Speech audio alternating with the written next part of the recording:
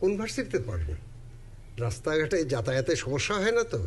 আপনি সেই সাইদা নন না, যিনি এক নারী হেনস্থাকারীকে ফুলের মালা গলায় পরিয়ে থানা থেকে ছাড়িয়ে এনেছিলেন?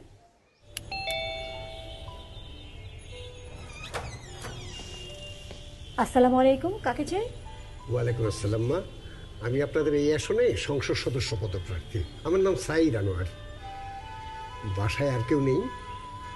আছেন, কিন্তু অসুস্থ। যা বলেন আমাকে বলুন। এটা আমাদের লিফলেট। মা লেখাপড়া করেন? কোন ভার্সিটিতে পড়েন? রাস্তাঘাটে যাতায়াতে সমস্যা হয় না তো? কোনো সমস্যা হলে আপনার এই চাচাকে জানাবেন।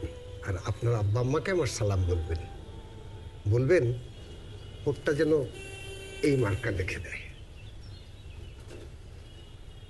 আপনি সেই সাইদা নন না, যিনি এক নারী হেনস্থাকারীকে ফুলের মালা গলায় পরিয়ে থানা থেকে ছাড়িয়ে এনেছিলেন? এইসব বাজে কথা আপনাকে কে বললো মা? শোনা কথায় একদম কান দেবেন না।